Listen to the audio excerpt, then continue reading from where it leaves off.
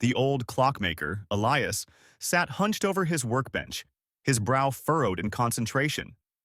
The gears, springs, and delicate mechanisms lay scattered before him, a testament to the intricate artistry of timekeeping. Each tick, each tock, was a whisper of the fleeting moments, a reminder of the precious commodity that slipped through his fingers with every passing second. Elias, a man whose life revolved around the precise measurement of time, understood its value better than most. He had crafted countless timepieces, each a unique expression of his dedication and skill. Yet, despite his intimate knowledge of time's fleeting nature, he often found himself wasting precious moments on trivial pursuits.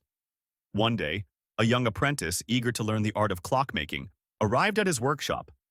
The boy, named Karim, was a whirlwind of energy, his eyes wide with wonder as he observed Elias's meticulous work.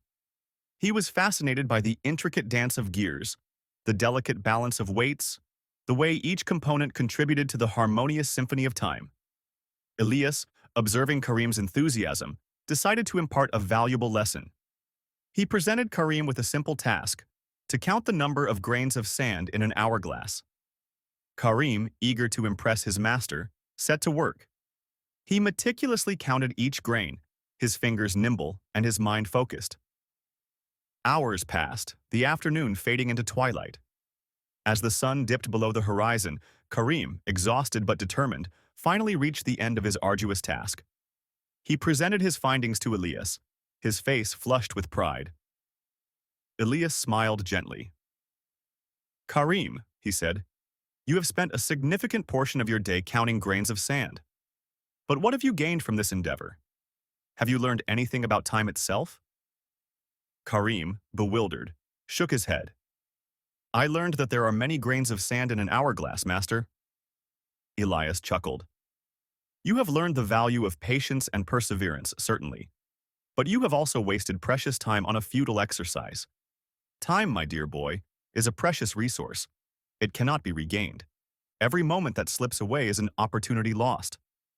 Karim, humbled by his master's words, realized the profound truth of his statement. He understood that while meticulousness was essential in his craft, it was equally important to use his time wisely, to focus on tasks that were meaningful and productive. From that day forward, Karim approached his work with a renewed sense of purpose. He learned to prioritize his tasks, to eliminate distractions, and to make the most of every moment. He observed Elias closely, absorbing his master's wisdom, not just about the mechanics of clockmaking, but also about the art of living. Elias, in turn, found a renewed appreciation for his own time. He began to savor each moment, to cherish the company of loved ones, and to pursue his passions with renewed vigor. He realized that while he could craft timepieces that measured the passage of time, he could not control it. He could only choose how he spent it. The old clockmaker, once consumed by the minutiae of his craft, now found himself living more fully, embracing the present moment with a newfound gratitude. He had learned that time, like the sand in the hourglass, was fleeting, and that the most valuable use of time was not in counting the grains, but in making each grain count.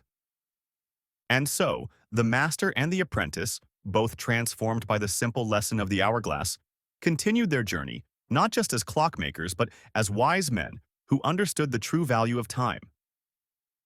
They learned that time, like a river, flowed constantly, and that the key to a fulfilling life lay not in resisting its flow, but in navigating its currents with wisdom and grace.